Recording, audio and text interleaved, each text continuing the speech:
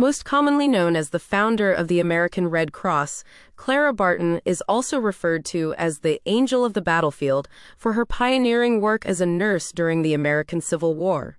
Barton's legacy is rooted in her dedication to humanitarian service, particularly in the areas of nursing, disaster relief, and advocacy for the rights of soldiers and veterans. Her work in establishing the American Red Cross in 1881 cemented her place in American history as a leader in medical care and relief efforts, both domestically and internationally. Barton was born in Oxford, Massachusetts, on December 25, 1821.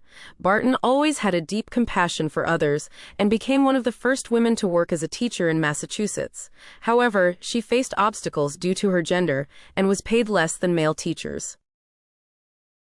In the 1850s, Barton became the first woman to be employed by the U.S. Patent Office in Washington, D.C., where she worked as a clerk.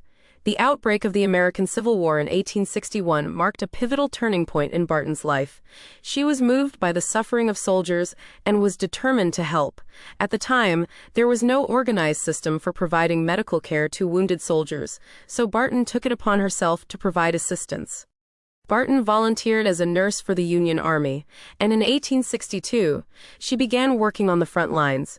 She earned the nickname Angel of the Battlefield for her tireless work, bringing supplies, food, and comfort to the soldiers. Her efforts were critical in ensuring that soldiers received proper medical attention, and her advocacy for better medical supplies and organization led to reforms in the Union Army's treatment of the wounded. After the Civil War ended in 1865, Barton focused on locating missing soldiers and providing support to veterans and their families. This work, known as the Missing Soldiers Office, helped thousands of families reunite with loved ones who had been lost during the war. In the 1870s, Barton traveled to Europe and became aware of the International Red Cross, an organization that provided emergency medical aid during times of war and disaster.